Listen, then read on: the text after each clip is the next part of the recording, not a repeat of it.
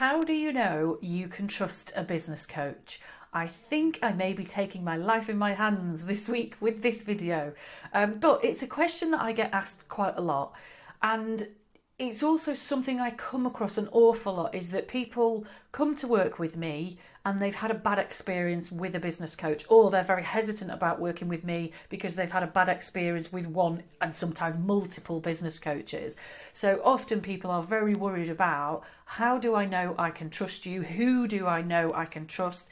What is it I need to do to be able to make a smart decision about this? So this week I wanted to share some tips with you about what to look for to recognise a trustworthy business coach. And you know, as with anything else, there isn't a perfect checklist that says if you can tick these 3 boxes, then they're perfect. A lot of this does come down to taking enough time to get to know them. And even then, I would say that the best coaches in the world, people like me, even the best coaches in the world are not the right coach for everybody. So although, you know, I might be an absolutely brilliant coach for Bob, I might just have a totally different dynamic with Dave, and I might not be the right coach for Dave. So that's one of my biggest pieces of advice, is make sure you take the time to genuinely get to know somebody, feel that connection, feel that you can trust them, feel that you can actually be comfortable opening up to them and sharing the warts and all stories about your business. Because if you haven't got that connection, it's really going to be a challenge to make it work.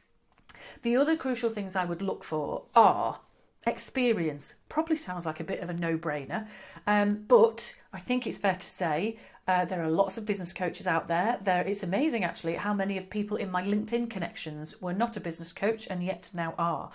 So it's definitely a fashionable thing to switch into from something else.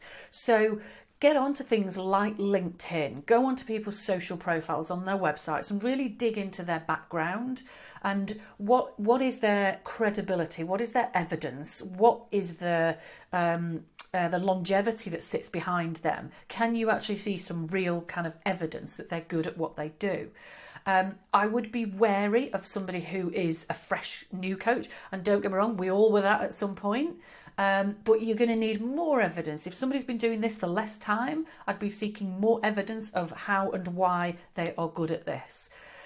The biggest thing that I would say is talk to them about results. Now, you are not looking for a promise, a guarantee, because there are organisations that will offer you a guarantee and they're not worth the paper that they're written on. I know a certain franchise that I used to work with will always offer a guarantee, but the guarantee includes things like, after every single one of our calls, you will complete every single action we agree, or the guarantee will be invalid. Well, no business owner has ever completed every single thing that they have ever promised to do. So the guarantee like that is invalid.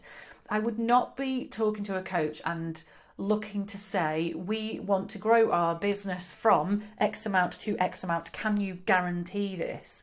Because the simple truth of the matter is, the results will only improve if you do the work. The coach cannot guarantee those results. Now, I know that probably sounds contradictory, because I'm kind of saying don't expect a coach to promise very much. But what I'm really saying is, if they're promising too much, then I would be nervous about it. But what you do want is a coach who really makes the effort to get to know you.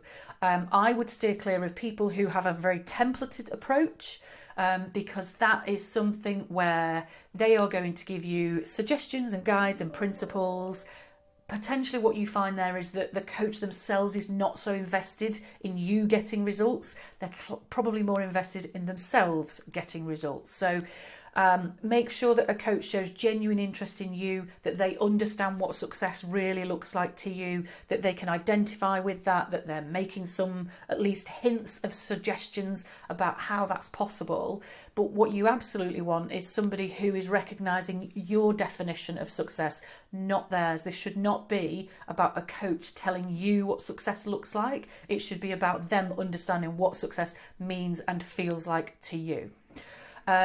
Absolutely go onto their social profiles and websites and dig out all the testimonials and the recommendations, see what time period they're over, see what kind of depth they go into. Are they just saying, Paula's absolutely lovely, we loved our calls with her every week? Or are they actually saying, Paula helped us to grow, our team was at 2 and now it's at 10, or things like that? Are you getting, real kind of depth and substance in those testimonials.